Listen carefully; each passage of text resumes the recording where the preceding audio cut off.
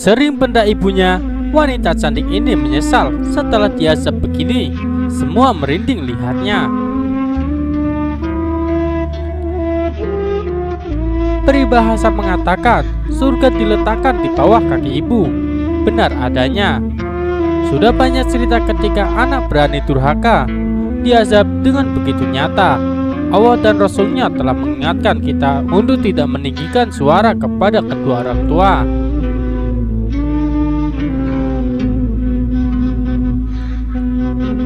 Dengan kata lain, seorang anak harus mematuhi perintah orang tuanya selama bukan bertujuan maksiat, seperti yang diceritakan seorang ustadz dalam ceramahnya.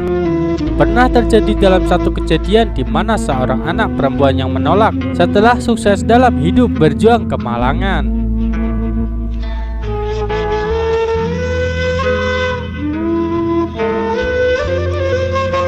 Allah menghukum anak itu dengan sebuah kecelakaan yang membuat lidahnya terputus.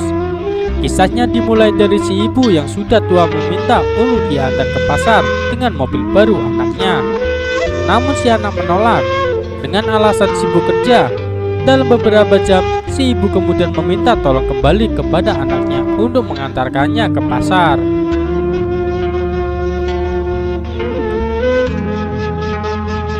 Namun si anak masih bersikeras hati sehingga meninggikan suara pada ibunya.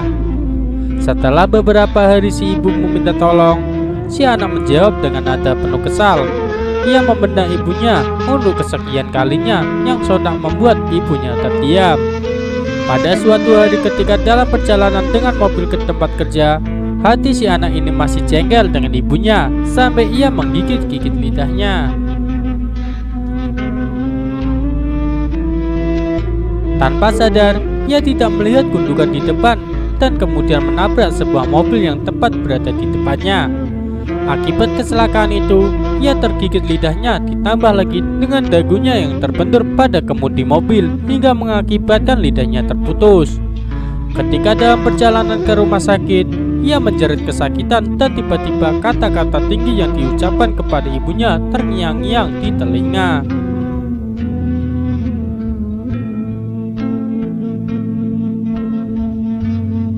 Dia teringat kembali dengan semua yang diucapkan.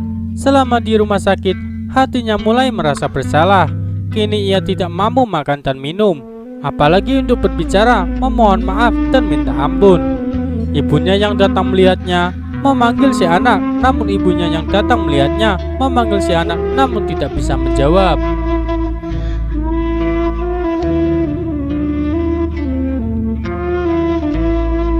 Hanya linangan air mata yang keluar sebagai jawaban, dan ia pun mengulurkan sehelai kertas yang bertulisan, "Sakit lidahku terputus, tidak sesakit hatimu ibu.